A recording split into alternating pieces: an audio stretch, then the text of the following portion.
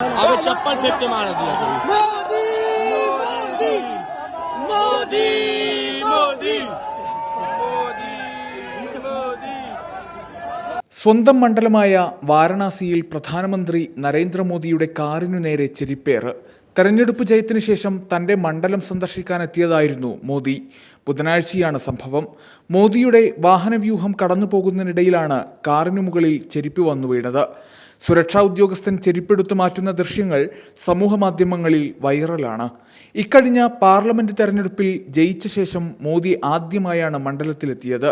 റോഡരികിൽ തിങ്ങി നിൽക്കുന്ന ജനക്കൂട്ടത്തിനിടയിൽ നിന്നാണ് ചെരിപ്പ് കാറിന്റെ ബോണറ്റിൽ വന്നു വീണത്.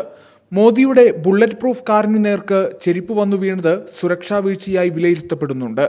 ചെരിപ്പെറിഞ്ഞയാൾ പിടിയിലായോ എന്നത് സംബന്ധിച്ച് വിവരങ്ങൾ പുറത്തു വന്നിട്ടില്ല. വാരണാസിയിൽ വൻ ഭൂരിപക്ഷത്തിൽ ജയിക്കുമെന്ന അമിത ആത്മവിശ്വാസവുമായി മത്സരിക്കാനിറങ്ങിയ മോദിയെ എതിരാളിയായ ഉത്തർപ്രദേശ് കോൺഗ്രസ് അധ്യക്ഷൻ അജയ് റായ് ഇക്കുറി നന്നായി വിറപ്പിച്ചിരുന്നു.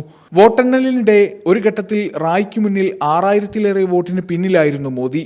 ഒടുക്കം 1.5 ലക്ഷം വോട്ടിന്റെ നിറം കെട്ട ഭൂരിപക്ഷത്തിലാണ് മോദി ജയിച്ചു കയറിയത്.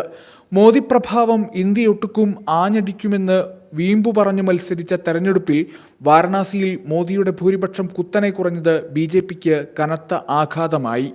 2019 മോദിക്കെതിരെ മത്സരിച്ചപ്പോൾ 4.79 ലക്ഷം വോട്ടിനാണ് അജയ് റായ് തോറ്റത്.